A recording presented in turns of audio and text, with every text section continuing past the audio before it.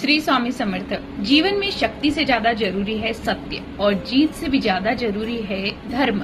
महाभारत हमें यही तो सिखाती है कि संसार जीतने वाले भी एक दिन सब कुछ छोड़कर चले जाते हैं। आइए आज जानते हैं युधिष्ठिर और पांची पांडव के वह अंतिम सफर की वह कथा जो हमें जीवन का सबसे बड़ा सत्य सिखाती है।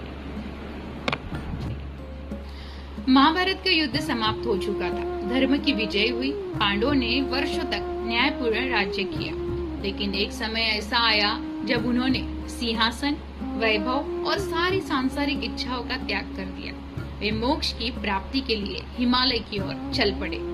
उनके साथ चल रही थी द्रौपदी और उनके साथ चल रहा था एक कुत्ता। यात्रा आसान नहीं थी। ये केवल पहाड़ों की यात्रा नहीं थी, यह मनुष्य के कर्मों की अंतिम परीक्षा थी। सबसे पहले द्रौपदी गिर गई। भीम ने पूछा, भैया द्रौपदी क्यों गिर गई? युधिष्ठिर ने उत्तर दिया, उनके मन में अर्जुन के प्रति विशेष स्नेह था। वे सभी के प्रति समान भाव नहीं रख सके।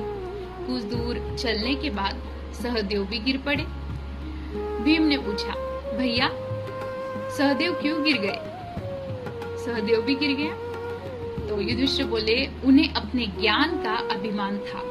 फिर थोड़ी दूर और चलने के बाद नकुल भी गिर गए। भैया नकुल भी गिर गया। तो युधिष्ठिर बोले, उन्हें अपने रूप और सुंदरता पर गर्व था। आगे बढ़ते हुए अर्जुन भी धरती पर गिर पड़े। उन्हें अपने पराक्रम और धनु विद्या पर अत्यधिक गर्व था। अब केवल भीम और युधिष्ठिर रह गए। लेकिन कुछ दूर चलने के बाद भीम भी गिर पड़े।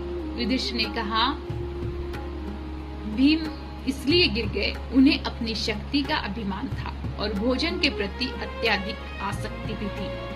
अब केवल युधिष्ठिर और वह कुत्ता आगे बढ़ते रहे। स्वर्ग के द्वार पर देवता ने कहा, कुत्ते को यही छोड़ दो। लेकिन युधिष्ठिर ने उत्तर दिया, जो अंत तक मेरा साथ निभा रहा था उसे मैं कैसे छोड़ दूं? उसे मैं कैसे छोड़कर मैं स्वर्ग भी स्वीकार नहीं कर सकता।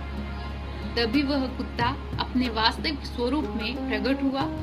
वह धर्मदेव थे जो युधिष्ठिर की अंतिम परीक्षा ले रहे थे। युधिष्ठिर सत्य, करुणा और धर्म की परीक्षा में सफल हुए। लेकिन इस कथा का सबसे बड़ा संदेश क्या है? यह प्रसंग हमें यही सिखाता है।